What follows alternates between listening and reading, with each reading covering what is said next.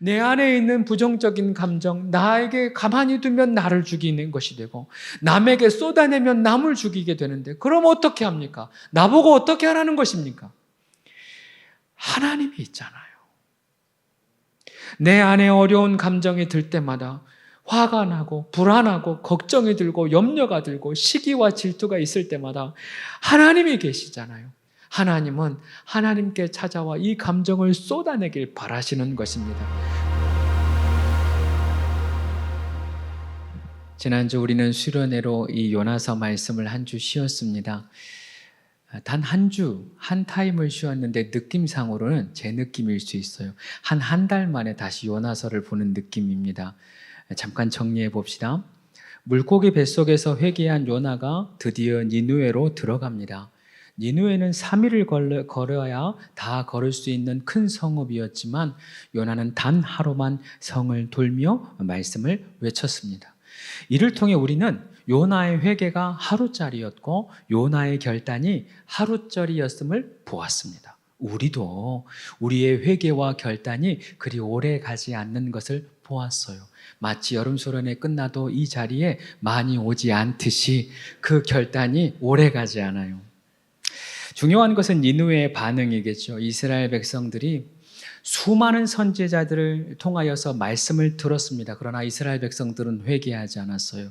그러나 니느웨는 단 한 명의 선지자가 말씀을 선포했으나 회개했습니다.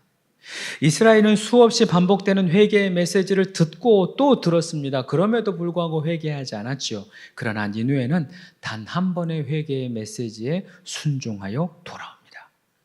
이스라엘 백성들, 하나님이 수십 년 동안, 수백 년 동안 기다렸으나 그들은 돌아오지 않았고 니느웨는 단 하루의 외침에 하나님께로 돌아섭니다. 이에 하나님이 니느웨를 향한 심판의 마음을 돌이키시는 거예요. 결국 우리가 그 모습을 통해 하나님의 본심은 용서였고 사랑이었고 회복이었음을 보았습니다.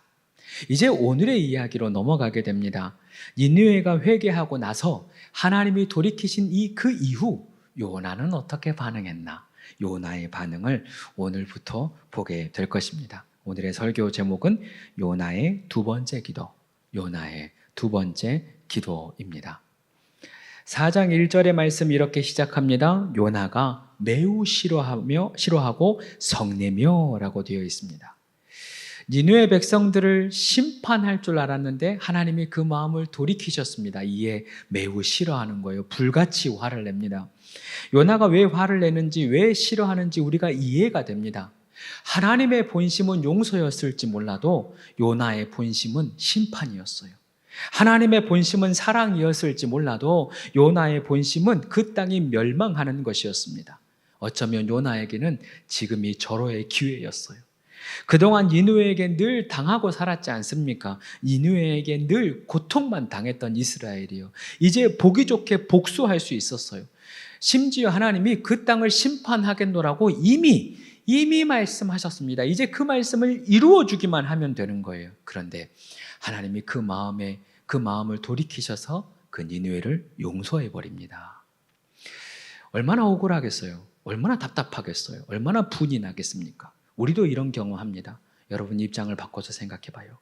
하나님이 갚아주신다고 했고 보응해 주신다고 했는데 이에는 누에는 눈이라고 성경은 분명히 기록하고 있는데 그 사람에게 아무 일이 안 일어나는 거예요. 오히려 그 사람이 더 잘 사는 거예요. 우리의 마음이 점점 힘들죠. 아니 적어도 그 사람이 나를 괴롭게 한 그 사람이 완전히 망하지는 않아도 나와 똑같은 고통을 받아야 된다고 생각하는 것이 사람의 마음이에요. 그렇게 되지 않았을 때 우리의 마음이 뒤집어지기 시작하는 거예요. 여러분 되게 성인 군자처럼 저를 바라보시네요. 우리의 속사람은 그렇다는 거예요. 우리의 본성이, 우리의 옛사람이, 우리의 육신의 생각이 그렇더라는 거예요. 이번 수련의 말씀을 나누면서 제 마음 가운데 다가왔던 말씀 중 하나가 생각의 집착이라고 하는 단어입니다. 사람들은 저마다의 생각에 집착이 있어요. 이건 남녀노소 불구하고 모두에게 있습니다. 사람들이 저를 봤을 때 비교적 제 성품이 온유하다고 평가를 해요. 자꾸 비웃는 것 같아서 제가 말할 때 자신이 없어지네요. 비교적 온순하다고 평가를 합니다. 그러나 제 자신을 제가 스스로 평가했을 때는 그렇지는 않아요. 저도 욱하는 성질이 있고 참다가 폭발할 때가 있어요. 그러니 조심하세요. 언젠가 여러분들에게 말씀드렸듯이 저에게도 독특한 고집이 있습니다. 이 고집이 평상시에는 드러나지 않다가 어느 날 갑자기 어느 순간이 되면 튀어나와요. 저에게도 이 생각에 집착이 있는 겁니다. 이 집착이 잘 꺾어지지가 않고 이 집착이 버려지지가 않아요. 심지어 그 집착을 하나님 앞에 관철시키려 합니다. 하나님께도 고집을 부려요. 돌이켜 생각해보면 하나님의 말씀이 맞죠. 하나님의 계획이 옳지요. 그러나 내 생각을 꺾기가 죽기보다 싫은 거예요. 내 생각에 집착을 버리는 것이 죽기보다 싫은 거예요. 그것이 우리의 육신의 생각이요, 생각의 집착이라는 것입니다. 그렇다면 어떻게 해야 할까요? 답은 정해져 있어요. 생각의 집착을 버리는 것, 생각의 고집을 꺾는 거예요. 성경은 이를 가리켜서 내가 죽어야 한다라고 이야기하고 있는 것입니다. 여기서 죽어야 하는 것은 내 자아, 나의 생각, 내 자아가 죽어야 주님이 사시는 것이에요. 베드로가 밤을 새워 물고기를 잡습니다. 그러나 그날따라 웬일인지 밤을 새워도 피라미 새끼 한 마리를 건져내지 못해요. 아침이 되도록 그물을 내려서는 한 마리를 잡지 못합니다. 이제 그물을 정리하고 있는데 예수님께서 갑자기 깊은 곳에 가서 그물을 던져라 라고 하는 거예요. 베드로의 마음 가운데 이해가 안 되죠. 아까 던져봤던 곳이에요. 어디를 안 던져봤겠어요. 그리고 어부의 삶으로 돌이켜보면 아침에 깊은 곳에는 물고기가 없는 것이 당연한 거예요. 그러나 베드로가 그때 자신의 생각을 꺾습니다. 자신의 의지를 꺾습니다. 내가 밤이 새도록 물고기를 잡지 못하였습니다마는 주님의 말씀, 선생님의 말씀에 의지하여 그물을 내리겠습니다 라고 하는 거예요. 내 생각에는 터무니없지만, 내 경험에는 옳지 않지만 주님 말씀대로 내 자아를 한번 꺾어보겠습니다. 내 생각을 한번 꺾어보겠습니다. 그렇게 하는 거예요. 그 생각과 자아가 꺾어질 때 하나님이 주시는 축복을 경험하게 되더라는 거죠. 유다 포로 중에 에스더라는 사람이 있었습니다. 이 에스더가 예뻤나 봐요. 바사 왕의 왕비가 됩니다. 그리고 얼마 후 하만의 계략으로 유대인들이 다 죽게 됩니다. 죽게 될 위기에 경험하게 됩니다. 이때 사촌인 모르드게가 에스더를 찾아가요. 너가 왕비가 된 것이 이때를 위함인지 누가 알겠느냐, 왕에게 간청해봐라 하는 거예요. 에스더 입장에는 곤란해요. 왕이 찾지 않았는데 왕 앞에 나아가면 그 사람은 즉시 사형입니다. 즉시 목숨을 잃어요. 그래서 왕 앞에 나아가기를 주저하지만 그래도 이 에스더도 결단합니다. 죽으면 죽으리라. 내가 왕 앞에 나아가겠습니다. 이때를 위함인지 누가 알겠느냐? 그 하나님의 경우의 수, 하나님의 경우의 계획에 내 생명을 거는 거예요. 다시 말하면 내 생각과 내 자아를 꺾는 겁니다. 이렇게 내 자아가 죽어질 때 하나님의 혹시나 하는 계획이 이루어지는 거예요.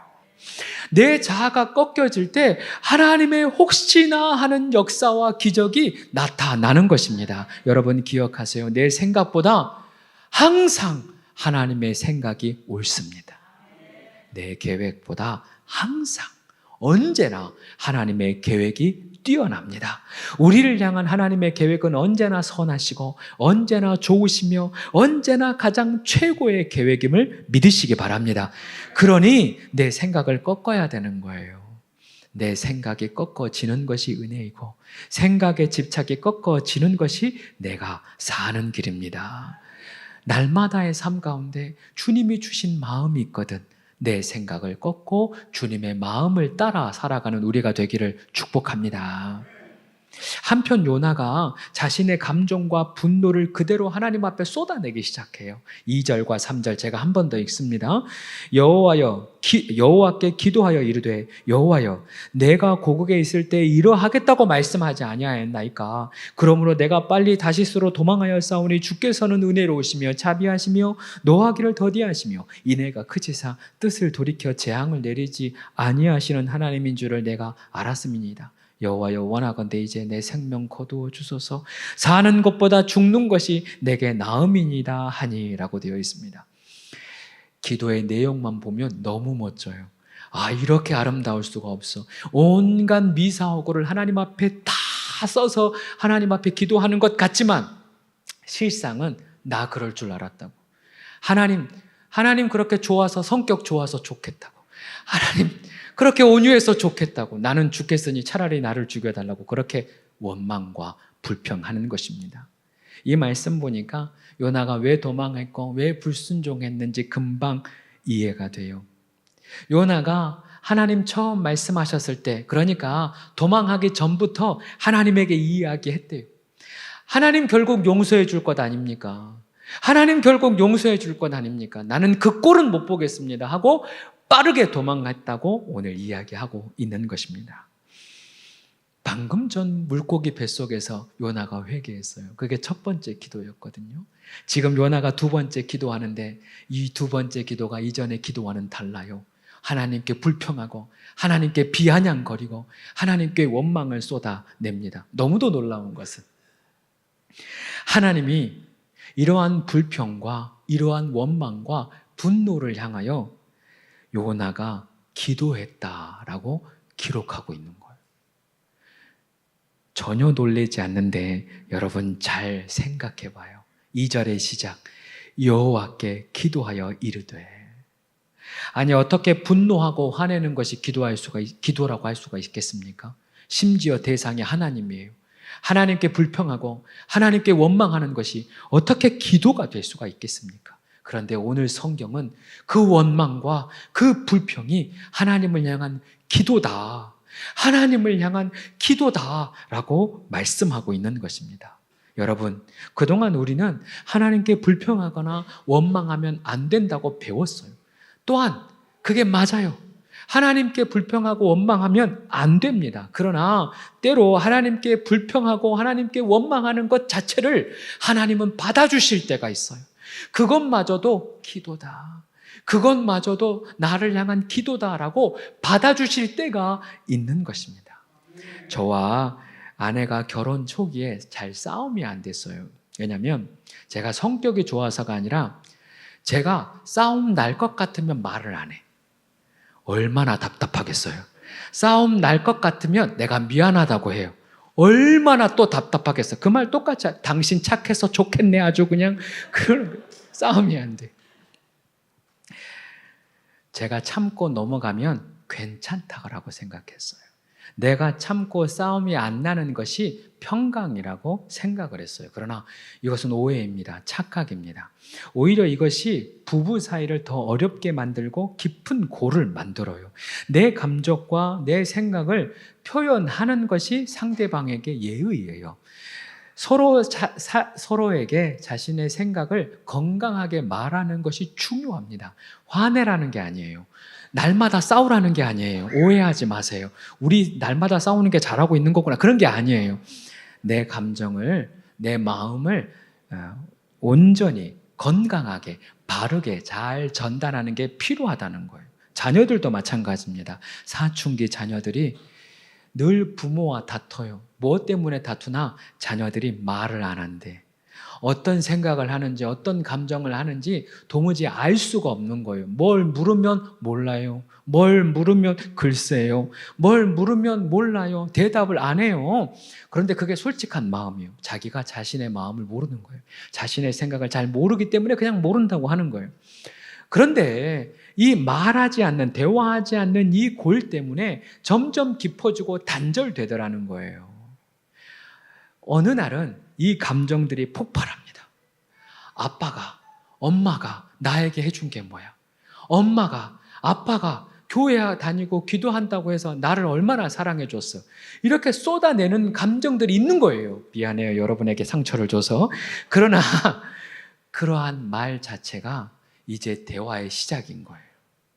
그러한 말 자체가 이제 내 안에 묵혀놓은 감정들을 쏟아내는 시작, 즉 다시 말해 아버지와 자녀 간의 교제의 시작이 되는 것입니다. 하나님도 마찬가지예요.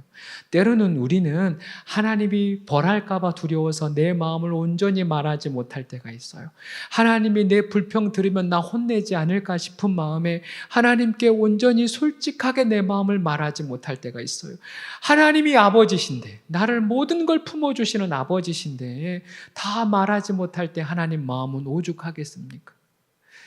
하나님 마음은 오죽 답답하겠습니까? 하나님은 우리에게 뭐 힘드냐, 뭐 어려운 거 없냐 물었을 때 우리도 몰라요, 괜찮아요. 얼마나 답답하겠어요. 때로는 우리 마음 가운데 있는 아픔과 상처를 하나님 앞에 불평 어린 마음으로 쏟아내는 그 순간이 하나님과의 관계가 시작되는 시간일 수 있다는 것입니다. 부정적인 감정을 내 안에 쌓아두면 문제가 되고, 또 부정적인 감정을 남에게 쏟아내는 것도 문제가 돼요. 여러분 들어보세요. 성경에 이러한 예가 가득히 있어요. 부정적인 감정을 내 안에 둘 때 나를 죽이는 대표적인 성경의 사람이 유다입니다. 유다가 예수님을 배신했습니다. 팔아버렸습니다. 유다만 예수님 배신한 게 아니에요. 예수님 잡혔을 때 제자들이 다 뿔뿔이 도망갑니다. 베드로도 3번이나 부인하지 않습니까? 무엇이 다릅니까? 자신의 잘못을 뉘우치고 회개하고 주님께 쏟아놓으면 새로운 삶이 시작되지만, 유다는 그 아픔을, 그 괴로움을, 그 죄책감을 고스란히 자기가 담는 거예요. 누구에게도 말하지 않아요. 어떻게 됩니까? 자기가 자기 스스로를 죽이는 겁니다. 결국 내 아픔과 내 문제와 분노를 나 혼자 담고 있을 때 그것이 나를 죽이는 계기가 된다는 거예요. 그렇다고 남에게 쏟아내도 되느냐? 그것도 안 돼요. 내 부정적인 감정을 남에게 쏟아내어 남을 죽인 대표적인 성경적인 사례가 가인이에요. 가인과 아벨이 함께 하나님 앞에 제사를 드립니다. 하나님이 아벨의 제사를 받는데 가인의 제사를 받지 않아요. 그때서부터 나타나요. 시기와 질투, 하나님을 향한 원망과 분노. 하나님이 이걸 알아요. 하나님이 가인을 찾아가서 너 왜 분노하냐? 너 왜 화를 내냐? 너 안에 죄가 있는데 그 죄를 다스려라. 하나님이 기회를 줘요. 그러면 그것을 쏟아내면 되잖아요. 그런데 하나님께 한마디를 안 해요. 그리고 어디를 찾아가느냐? 아벨을 찾아가요. 아벨을 찾아가서 본인 안에 있는 감정을 다 쏟아냅니다. 결국 아벨을 죽이는 거예요. 내 안에 있는 부정적인 감정, 나에게 가만히 두면 나를 죽이는 것이 되고, 남에게 쏟아내면 남을 죽이게 되는데, 그럼 어떻게 합니까? 나보고 어떻게 하라는 것입니까? 하나님이 있잖아요.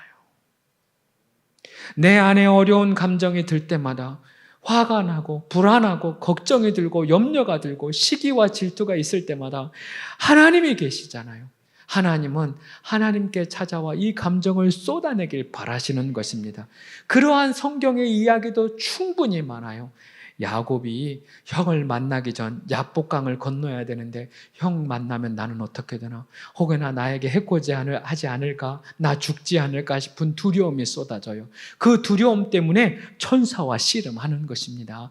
그 두려움을 하나님과 씨름하여 승리하게 되는 것입니다. 그 씨름하는 자리에서 하나님의 얼굴을 보았다 해서 그 자리가 브니엘이 되지 않습니까? 내 부정적인 감정을 붙들고 하나님과 씨름하는 거예요. 히스기야도 마찬가지입니다. 히스기야가 자신의 죽을 병을 걸린 걸 자기가 깨달아 압니다. 이사야 선지자를 통하여 죽게 된 것을 알게 되어져요. 그때서부터 어떻게 합니까? 하나님 앞에 웁니다. 하나님 앞에 웁니다. 나를 살려달라고, 나 좀 살려달라고 죽음 앞에 자신의 두려움을 하나님께 쏟아내기 시작하는 거예요. 그럴 때 하나님이 그 히스기야를 살려주시는 것입니다. 불쌍히 여겨주시는 거예요. 뿐만 아닙니다. 다윗은 자신이 아무 일을 하지 않았지만 억울하게 누명을 씌고 자기에게 자신을 죽이려고 하는 수많은 사람들을 경험합니다. 사람의 올무와 사람의 함정이 수없이 빠집니다. 그때마다 왜 억울함이 없겠어요? 그때마다 왜 분노가 일어나지 않겠어요? 그때마다 왜 죽음의 공포가 없겠습니까? 그런데 그때마다 다른 사람에게 쏟아내지 않고 나 자신에게 가만히 담아두지 않고 하나님 앞에 쏟아내기 시작하는 거예요. 하나님, 나 두렵습니다. 하나님이 내 반석입니다. 하나님이 내 구원입니다. 하나님이 내 생명입니다. 하나님만이 나를 건지시는 이이십니다. 사망의 올무에서 나를 건져 주시옵소서. 사망의 구렁텅이에서 나를 건져 주시옵소서. 그렇게 하나님 앞에 쏟아내고 또 쏟아내고 또 쏟아내는 거예요. 그럴 때 다윗이 살아납니다. 다윗이 그 모든 어려움에서 건짐을 당하게 되는 것입니다. 그래요. 우리의 모든 부정적인 감정, 내 안에 있는 어려움과 두려움과 상한 마음, 하나님께 쏟아내시기를 바랍니다. 그 하나님 앞에 나아가면 주님은 이미 우리를 씻어 놓으실 준비를 하고 계십니다. 다 고쳐주십니다. 이 일은 사실 2000년 전에 완성되었어요. 예수님께서 십자가에 죽으실 때 성경에 기록된 대로 모든 저주를 친히 담당하십니다. 여러분이 제가 담당해야 할 저주를 예수님이 친히 다 담당하셨어요. 예수님이 채찍에 맞으심으로 우리의 모든 고통과 아픔을 다 치유하셨습니다. 고치셨습니다. 세상의 질고와 모든 짐을 대신 지시고 십자가를 오르시는 것입니다. 즉 2000년 전에 우리의 모든 부정적인 아픔과 고통과 상처와 문제들은 우리 주님이 다 해결하신 것입니다. 그래서 우리가 십자가 앞에, 그 십자가 앞에 나아가면 그 짐을 벗을 수 있는 거예요. 그 십자가 앞에 내 모든 부정적인 것, 아픔과 상처를 내려놓으면 주님이 고쳐주십니다. 슬픔 대신 희락을, 제 대신 화관을, 근심 대신 찬송을, 찬송의 옷을 주셨네. 다 함께 슬픔 대신 대신이라, 제 대신 화관을, 제 대신 화관을, 근심 대신 찬송을, 근심 대신 찬송을, 찬송의 옷을, 찬송의 옷을 주셨네. 이렇게 단번에 되지 않더라도 주님 앞에 늘 나아가고 또 십자가 앞에 내려놓고 또 십자가 앞에 내려놓으면 우리의 모든 상처와 아픔들, 우리의 부정적인 감정들이 어느새 사라져 있을 줄로 믿습니다. 저도 마찬가지입니다. 저의 삶 가운데도 아버지에 대한 상처, 어린 시절의 상처가 있었어요. 가난하는 시절, 어두웠던 시절, 힘들었던 시절의 상처가 제 안에 고스란히 남아 있습니다. 이 상처 때문에 사람이 두렵고, 이 상처 때문에 말하는 것이 어렵고, 이 상처 때문에 사역하는 것이 어려울 때가 너무도 많았습니다. 그러나 한 해, 두 해, 여러분 하루 이틀이 일이 아니에요. 한 해, 두 해, 그리고 5년, 10년, 한 20년 기도하다 보니까 모르겠어요. 세월이 야게 되는 것인지 아니면 주님의 만지심이 제 안에 있는 것인지, 그것이 맞겠죠. 주님의 보혈이, 성령님의 은혜가 저를 씻고 또 씻어집니다. 세상의 모난 돌을 주머니에 안에 들고 두 개 달그락 손에 계속 만져봐요. 그러면 어느새 그 돌 조각이 다듬어져서 둥근 돌, 자갈 돌, 동그란 알맹이 돌이 됩니다. 우리의 상처와 우리의 부정적인 감정이 그래요. 주님 앞에 내려놓고 또 내려놓으면 처음에는 아파요. 처음엔 힘들어요. 그래도 그 모든 것이 깨끗하게 씻어지는 줄로 믿습니다. 여러분, 이것이 요나의 두 번째 기도였어요.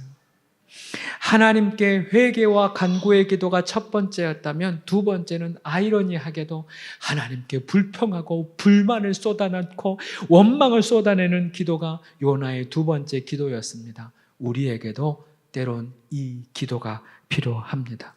하나님께 무엇이든지 고백하면 하나님은 받으십니다. 하나님께 무엇이든지 쏟아내면 하나님이 이것을 받아주십니다. 받아주실 뿐만 아니라 우리를 새롭게 하시고 깨끗하게 하시고 온전케 하십니다. 오늘 이 시간 더 깊은 교제의 자리로 내 마음을 온전히 비워내고 쏟아내는 온전한 교제의 자리로 아버지 하나님 앞에 모든 걸 쏟아내는 귀하고 복된 자리로 여러분을 초대합니다. 주님을 더 깊이 온전히 솔직하게 진실하게 만나는 귀한 시간 되시기를 축복합니다.